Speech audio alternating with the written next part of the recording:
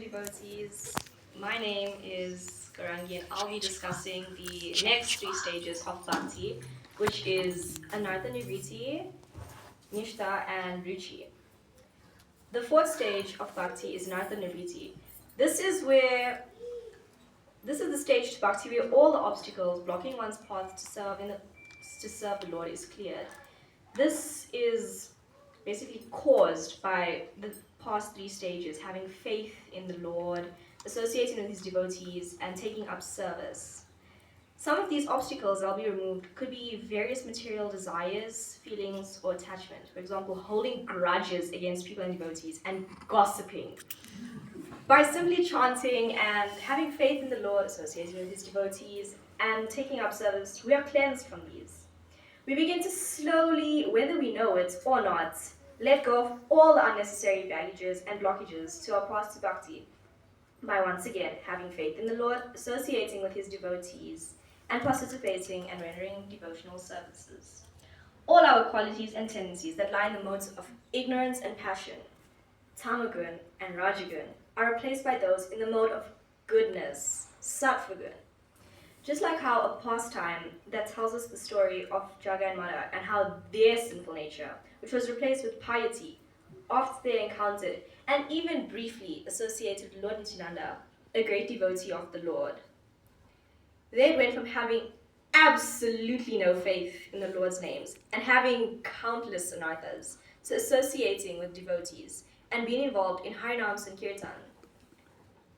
Once all your obstacles blocking one's way to the path of Bhakti is removed, one will get to the fifth stage on the road to Bhakti, Nishta, steady devotional resolve. This is when one develops resolve for regulated devotional service. One can carry out their devotional service with determination, resolve, and real desire. They'll begin to carry out their services in a dedicated manner with routine spiritual life to accommodate for all their services. The continuation of Jaga and Madai's story was that after their anarthas have been cleansed, they went back to all the houses of the people who they disturbed. They knocked on their doors and they asked them to chant the holy names along with them. This shows how one went from having so many anarthas being cleared away and then being involved in steady devotional service. After these 5 stages, one will reach the sixth stage to the path of Bhakti, Ruchi, taste. When one reaches this stage of Bhakti as a result of all the previous stages, they develop enthusiasm in their spiritual life while relishing nectar in the process of Krishna consciousness.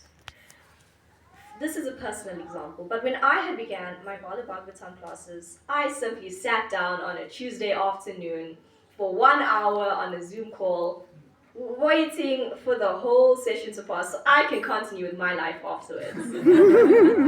But as the classes progressed, I started picking up new things here and there, learning new things about Srimad Bhagavatam, which is not different from Lord Krishna himself. Then I began sitting for the classes, not just to get over with it, but to learn new important things that help one's spiritual life. And I started building on my own spiritual life from all that's been taught to me in Srimad Bhagavatam. And even though I am far from these stages, and even further from Bhakti itself, simply learning about Srimad Bhagavatam brings a feeling of content and makes me want to keep learning more. Because even though, once again, I'm far from these stages to Bhakti, I and we should all endeavor to come to this level of Bhakti, even though it may seem impossible, because Srila Prabhupada did say, impossible is only a word in a fool's dictionary.